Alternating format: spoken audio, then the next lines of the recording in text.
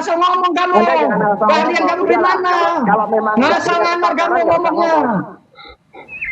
Iyalah. Oke, Bu Roy. Berpikir sudah jelas, sudah clear, ya nggak otaknya kosong seperti tadi Rally tadi ya. Itu jelas gitu loh bahwa. Kau yang kosong otaknya. Dari mana kau udah berlindung dari Sandi, dari unggahan Sandi? Keahlianmu sebagai apa? Dasar panci lo. Panci lo. Panci.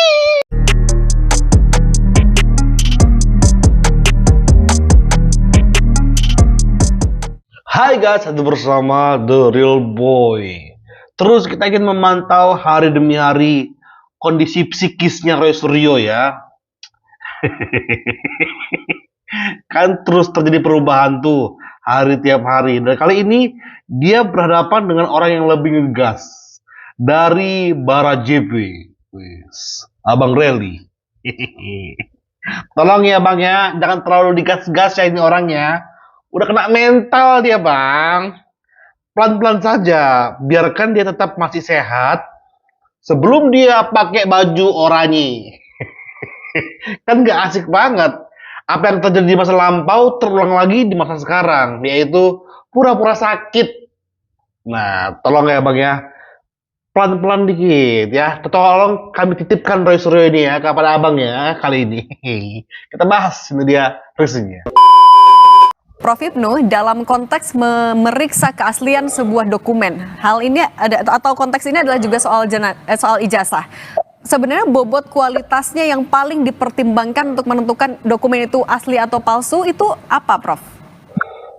Ya, betul. Jadi memang dokumen ini sebagai pintu masuk untuk menjelaskan duduk permasalahannya. Oleh karena itu kita apresiasi Baris Krim melihat dengan model forensik, pembuktian forensik. Karena secara formal UGM sudah menyampaikan. Sekarang secara material seperti apa?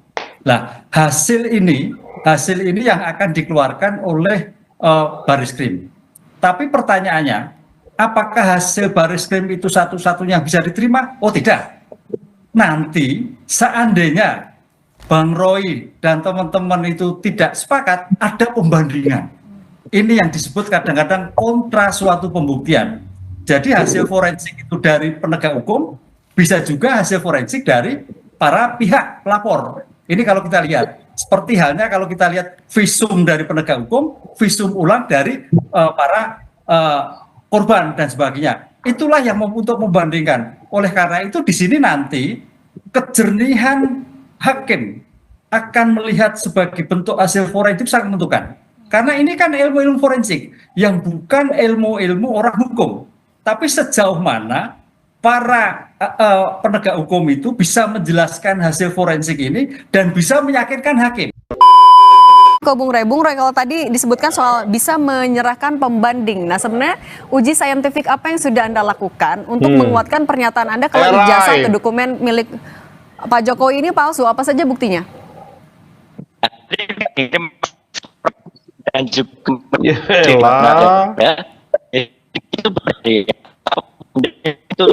Bung Roy, suara Anda putus-putus. Suara Anda putus-putus. Suara Anda terdengar samar-samar seperti masa depan Anda. Iya.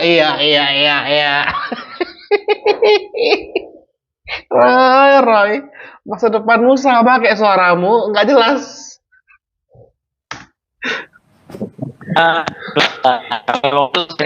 Udah diam lah kau.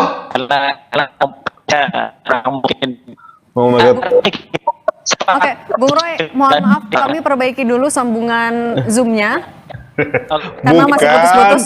Bukan, dia nggak pakai wifi, dia nggak sanggup beli wifi. Ya pokoknya kalau Kompas bayar cash malam ini, nah wifi-nya langsung terbayar tuh. Tolonglah, Kompas lah, tolonglah, biar bisa lancar komunikasinya. Bung Roy, sudah bisa mendengar suara studio lagi? Sudah, tadi suaranya Brigjen Johandi sudah dengar. Oke, kalau gitu saya ke Bung Roy dulu. Bung Roy, apa bukti pembanding yang Anda miliki? Uji saintifik yang sudah Anda lakukan untuk menguatkan pernyataan Anda?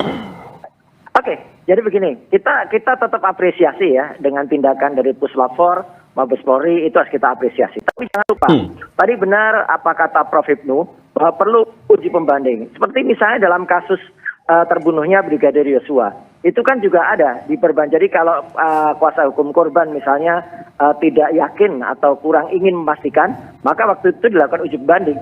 Uji pembandingnya adalah kami sudah punya hasil uji misalnya forensik terhadap skripsi yang untuk menjadi bahan terbitnya ijazah. Jadi bisa saja ijazah itu terbit dari antah berantah dari mana saja, tapi tidak mungkin ijazah itu bisa terbit kalau tidak melalui proses yang namanya skripsi.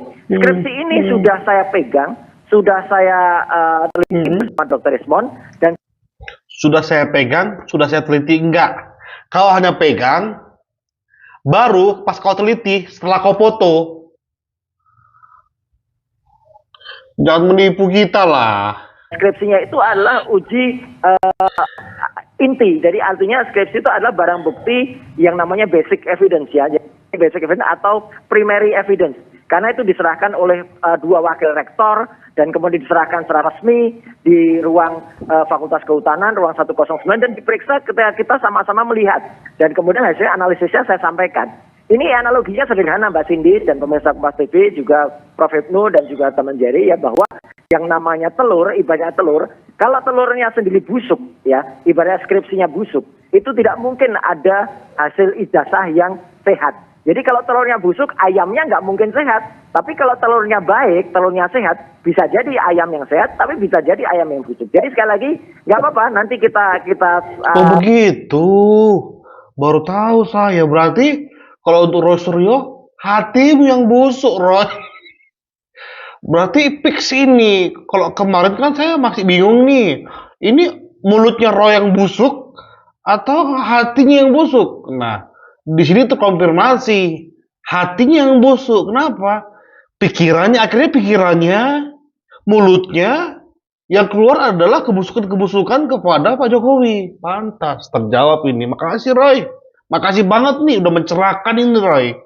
Sehingga kami tahu, wah, berarti kedepannya ini apapun yang keluar dari si Roy Suryo itu adalah kebusukan-kebusukan yang berasal dari hatinya. Well, fix. Sudah. Roy, makasih Roy sudah menjelaskan tentang siapa Roy sesungguhnya. Setatarkan, kita sejajarkan.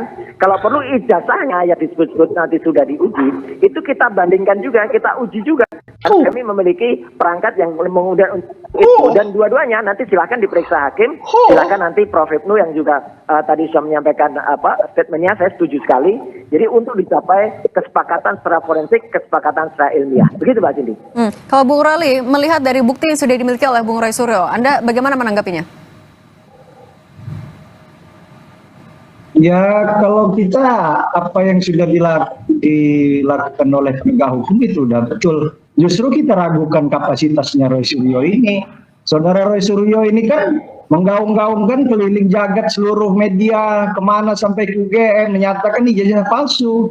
Yang harus kita pertanyakan saudara Roy Suryo ini dapat dari mana, lihat di mana dia ijazah aslinya, dia bisa katakan itu palsu. Kapan dia lihat, kapan dia raba? Nah, sekarang ini udah di penegak hukum sudah melakukan pemeriksaan terhadap saksi. Nah, dan kita juga sudah melaporkan. Nah, Pak Jokowi sendiri sudah melaporkan bahwa ini kalau memang betul ijazah aslinya pembanding, nah saudara Roy Suryo sendiri sudah lihat di mana dokumen aslinya mana. Nah, lapor yang akan diperiksa itu kan objeknya ijazah, bukan screen, bukan foto. Kalau Prof. Nah, itu jadi kalau kita ya Gimana Bung Roy mendengar pernyataan dari Bung Reli? Iya nggak apa-apa. Oke, selama ini yang punya ijazah itu tidak berani mengeluarkan. Sampai nah saudara sendiri dapat dari mana ijazahnya? Jangan ngarang-ngarang itu tidak Roy Suryo, mana? Anda jangan asal ngomong. Jangan asal ngomong kamu. Kalian kamu di mana? Kalau memang asal ngamar kamu ngomongnya. Iyalah. Oke, Bung Reli. Aduh, Roy. Akhirnya, iyalah. Udahlah. Lanjutkan. Saya nggak imbang Mbak Cindy dengan orang yang asal ngomong ini. Saya nggak imbang sama kamu. Oke, Bung Reli. Kita dengarin dulu, oke Bung Roy. Gak imbang. Iyalah, di mute dulu dia, asal ngomong dia. Jadi artinya gini, ya pengadilan negeri Surakarta saja sudah minta ijazah itu dikeluarkan nggak dikeluarkan. Nah sekarang alhamdulillah saya bersyukur Bareskrim bisa meminta ijazah. Lihat itu. Negeri Surakarta meminta saja nggak didatangkan. Roy.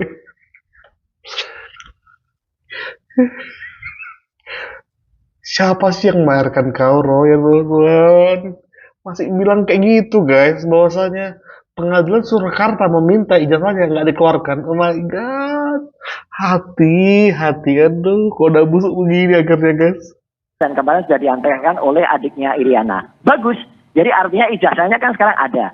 Dengan ijazah yang ada, kita lagi periksa bersama. Kalau kemarin saya periksa, itu adalah bukti dari ijazah yang konon dikatakan asli oleh salah seorang kader yang namanya PSI, yang namanya Andi Sandi itu. Nah itu kalau itu ternyata dikatakan palsu dan nanti ternyata itu memang palsu, justru Sandilah yang harusnya kena pasal 35 dan pasal 32 Undang-Undang ITE. Itu clear banget. Anda beralibi berlindung di belakang Sandi. Anda sudah beralibi. Kehutanan gitu loh. Jadi kita semua benar bukti kok, nggak berdasarkan omong-omong, nggak berdasarkan orang-orang nggak jelas kayak gini. Oke, Bung Reli kita tahan dulu.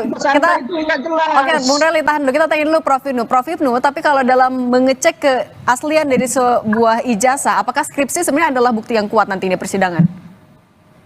Iya, sekarang objek yang diperiksa itu ijazah atau skripsi. Kalau ijazah ya ijazah, gitu kan. Disinilah ijazah yang akan dilihat sejauh mana identifikasi tentang tanda tangan, sejauh mana identifikasi tentang stempel, sejauh mana identifikasi tentang kop surat. Lah, itu yang saya kira akan dinilai nanti. Makanya Pak Dir Mabes Polri tadi tinggal 10, karena 10 itu yang menentukan, 10% itu. Karena 10% Itulah profnya kan. Kau kasih pula peluang si Roy Suryo kayak di atas awan. Kenapa? Bang? Karena tadi Prof Ibnu ngomong masalahnya ada pembanding. Harus ada pembanding dari forensik dengan tim lawan. Masalahnya Prof Ibnu, ya aku kasih tahu kepada Prof. Dalam case ini mereka itu menuduh ijazah Jokowi itu palsu. Berarti mereka yang harus membuktikan. Buktikan dulu itu palsu, baru gugatannya itu harus diterima. Seharusnya seperti itu. Bukti-bukti sudah mencukupi, baru diadili, baru masuk ke persidangan. Tapi kan mereka punya keinginan, wah ini akan bersidang nih. No, bersidangnya itu di laporan Jokowi kepada kalian. Kecelek kalian pasti nanti nih. Akan kalian akan cek forensik di Singapura, di mana? Di Jepang. Nggak jauh sejauh itu. Sabarlah kalian, tenanglah kalian. Teruslah semburkan racun-racun kalian. Yang penting prosesnya tetap berjalan sesuai koridornya. Roy? itu menentukan identifikasi tentang ijazah. Identik atau tidak identik? Apa? Nomornya, tanda tangannya, kemudian stempelnya, kop UGM-nya, itu yang saya kira akan dibuka tentang ijazahnya. Oh, ijazahnya itu identik, ya berarti selesai. Oh, ijazahnya tidak identik, oh berarti bermasalah. Nah, ini saya kira ilmu-ilmu tentang forensik identifikasi sangat menentukan sekali. Memang tadi saya katakan bahwa tentang identifikasi imbang itu nanti saya kira Bang Roy juga diberikan kesempatan untuk melihat itu. Disinilah nanti hakim yang akan melihat sejauh mana hasil Bareskrim atau hasil Pak Roy yang akan diterima dalam sebagai kesimpulan identik atau tidak identik. Itu yang nanti menjadi ramai. Sepakat. Enggak, Roy. Kau sebenarnya nggak sepakat karena kau pengennya itu diceklah usia kertasnya, diceklah usia dari tintanya, stempelnya, dicek guys, usianya ini berapa tahun berapa ini. Sementara ngecek ijazah itu nggak butuh itu. Ngecek itu adalah nomornya, sesuai nggak, sama nggak dengan contoh pembanding dari teman-teman Pak Jokowi dan diklaim asli oleh UGM. Udah itu aja sebenarnya. Tapi mereka kan beda kan. Mereka udah bilang, kita nggak percaya sama lab forensik di Indonesia. Itu nggak percaya lagi sama mereka. Terjadi penyelewengan di kasusnya Jessica Wongso. Beda case bangsat. Rismon, beda case. Roy, beda case. Ini mengenai surat ijazah, kertas ijazah. Kau bandingkan dengan pemeriksaan tubuh. Oke, tapi kalau selain skripsi Anda punya amunisi lagi? Oh enggak, ya jelas gini, ijazah itu tidak mungkin terbit tanpa skripsi yang benar. Inilah buktinya. Jadi saya sangat menghargai, sangat menghormati statement Prof. Ibnu dan juga Badan Skrim. Jadi apa tadi kita dengar bersama? Prof. Ibnu yang bisa berpikir secara jelas, secara clear, ya nggak otaknya kosong seperti tadi Rally tadi ya. Itu jelas betul bahwa Kau yang kosong otaknya, dari mana kau udah berlindungan dari Sandi, dari unggahan Sandi? Keahlianmu sebagai apa? Dasar panci lo. Panci lu! Panci! Panci! Akhirnya nama Panci dikumandangkan di televisi. udah jelas tuh ngomong kayak gitu. Lah, jangan nggak jelas. Kau playing victim. Roy, hina kali kau Roy. Kau yang bilang otak kosong, tiba-tiba dibalas Panci. Premium seperti itu. Bocil banget ini orang. Anda sendiri tadi bilang dari Sandi. Sandi itu kan ngunggah. Anda berujung dari hasil unggahan Sandi. Sekarang Anda berujung dari hal Sandi. Kesannya salah. Yang itu objeknya adalah ijazah. Anda ini labuan di objek ijazah. Kayak gini ngapain juga? Kelompok Nah, kau yang mau tanya kosong. Oke, kita dengerin dulu Bung Roy. Nggak imbang. Udah. Nggak imbang, Mbak. Gitu. Nah, sumber kok kayak gini. Jadi artinya apa? Nggak imbang, yang nggak imbang itu dirimu. Kau bilang ahli, ini objeknya ijazah belum. Oke. Iya ijazah. Nanti ijazahnya kita lihat bersama. Udah nggak usah banyak ngomong. Nah, terus ngapain kau bawa Sandi, hasil unggahan Sandi? Udah kalau berarti Oke. kalau ijazahnya betul itu ijazah yang di-upload oleh Sandi itu kabar bohong. Kabar bohong itu yang harus dikejar. Nah. Itu aja. Oke, Teh. silakan Bung Rally. Sementara kau sudah bilang itu masuk karena unggahan Sandi. Berarti kau yang jadi masalah ini. Oke. Itu bukan hanya Sandi, dekan Fakultas Kehutanan. Udah deh, kamu juga bukan orang UGM. Oke, kita ke Prof. Ibnu dulu ya, Bung Roy, Bung Rally. Oke, Bung Rally tahan dulu. Kita dengarkan juga nih, kalau Prof. Ibnu menegaskan kembali, dengan pernyataan dari Dirtipidum tadi, 10% ini akan menentukan apakah iya, tapi menggugurkan termasuk 30 lebih pernyataan saksi yang sudah diperiksa. Iya, karena ini uji saintifik. Yang dilihat adalah saintifik. Kalau saksi kan bisa lupa, bisa ingat, bisa terpaksa, bisa lupa-lupa dan sebagainya. Tapi kalau tentang identifikasi saintifik itu sudah A, B, B. Nah ini makanya tadi 10 akan menggugurkan, iya betul, karena sejauh mana identifikasi itu jelas. Karena ilmiahnya, disitulah ilmu forensik adalah ilmu pengetahuan untuk membantu persidangan dalam suatu mengungkap suatu perkara. Cocok, pakat saya. Oh, sip. Oke. Baik Prof. Ibnu, Bung Rally, Bung Roy Suryo, terima Roy. Aduh, dia kemakan omongan Prof. Ibnu yang di awal-awal, guys. Nggak saya up, karena sedikit saya up ya. Langsung saya skip ke Roy Suryo ya. Nah, ini menarik. Kenapa menarik? Masalahnya, masuk perangkapnya Roy Suryo di acara ini, dia terbuai dengan statement awal tersebut. Makanya dia seolah-olah kami siap pembanding. Ternyata maksudnya Prof. Ibnu pembanding itu enggak ke harus ijazah Jokowi dibawa ke Singapura, enggak perlu.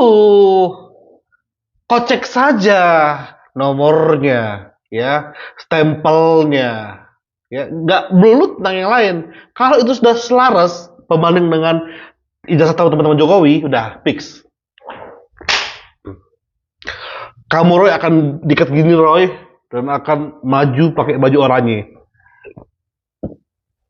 Wah, asik banget tuh lihat Roy Suryo itu. Asli, asik banget itu.